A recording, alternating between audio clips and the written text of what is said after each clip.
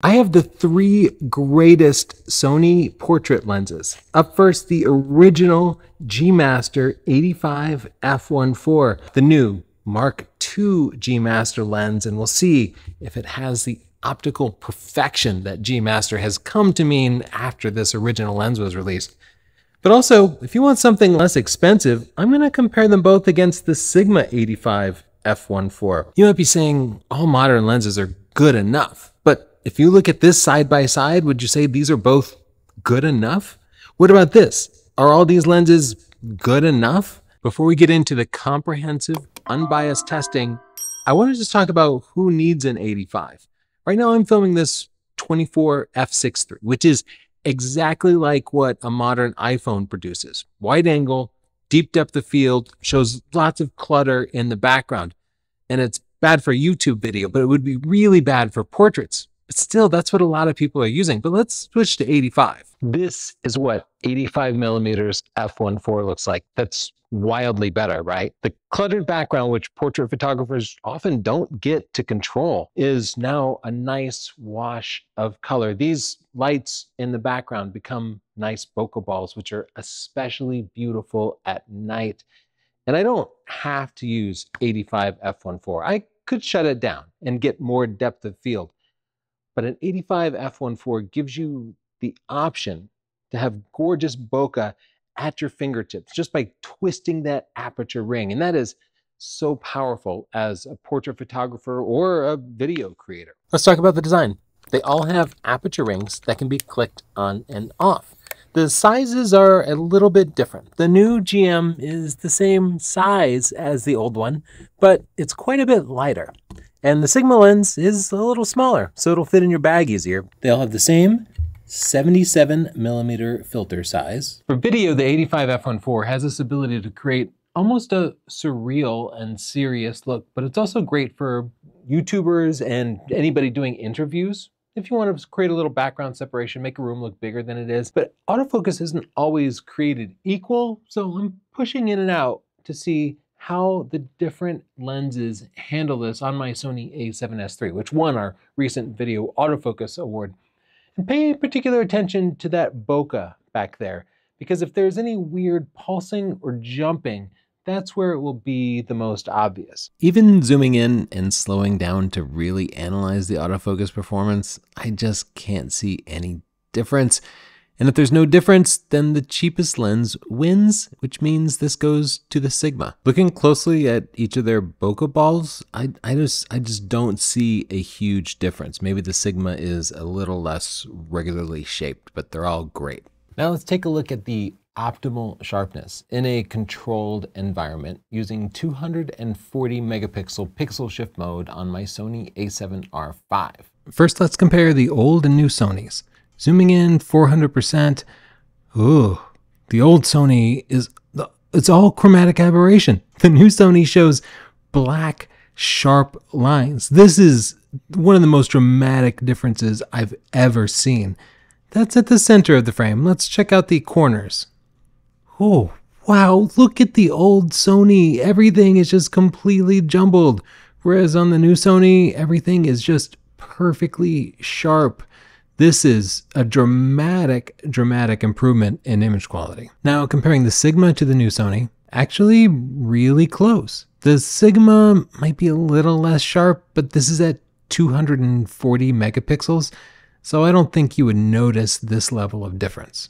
At the edge of the frame, the Sony is noticeably sharper than the Sigma. As you're looking at that, keep in mind how you're going to be using this lens. If you're going to be using this lens taking pictures of a completely flat subject and looking at the image from corner to corner, that test is entirely relevant. If you're using it for portraits, well, the focal plane will tend to be shallow and only the center of the image where the person needs to be in focus. The rest should be blurry, and thus really only the center sharpness typically matters at all. And then at 240 megapixels with full color information, you're probably seeing around 5 or 6 times more detail than you'll get in typical real world scenarios. So all those sharpness differences tend to diminish or completely disappear. And now I'm going to use my super cool Canon transformer as a test subject to see which of these lenses will focus closest. Well, not really focusing close. I want to see what the maximum magnification of each of them is. To test this, I switch to manual focus and then I focus as close as possible. I magnify the image and I push in until I'm as close as I can possibly get. And the winner is definitely the Sigma lens, which magnified better than the other two lenses. So if you're gonna do ring shots or close-up flowers or something, get the Sigma. Some of my favorite portrait shots are at sunrise or sunset, but that's a real test of the quality of the lens because when you shoot directly into the sun, the light can bounce around, causing flaring and low contrast. So I set up a scene back here, simulated, with my flashpoint strobe right behind the model's hair. And I put the camera on a tripod, so every shot will be in exactly the same position with the same alignment. And that should give us a good idea of how they'll handle high contrast situations like backlit portraits. Looking through the pictures, the old GM lens really shows its weakness, and that's why we kind of stopped using it. Anytime you had to shoot into the sun, the flaring could really mess you up. The new lens is way, way, way better. In fact, it's about the best I've seen. There's a little bit of bloom, a little bit of flaring, but it's very good. The Sigma is not quite as good. If you like the artistic look of flaring, get the Sigma. If you want a cleaner, more professional look, get one of the Sonys. One weird thing I noticed, the new Sony 85 significantly shorter than the old Sony 85. It might not be a true 85 millimeters. Before I summarize these, I have to say, I'm actually really disappointed with this announcement. Sony gave us another great 85 f1.4 lens. It's better than the others. But now we have 3 85 f1.4 lenses to choose from on Sony E-mount. Canon and Nikon give us the option of an 85 f1.2 lens, and that's significantly faster. Going from 85 f1.4 to 85 f1.2, that's the same difference as 85 f1.8 to 85 f1.4.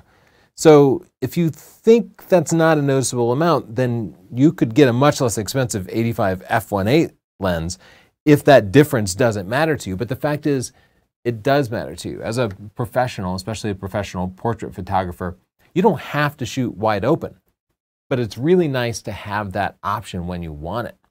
And right now, if you want the ultimate bokeh, you want to be at 85 f1.2, and that means you're going to need to shoot a Canon RF or a Nikon Z-mount camera.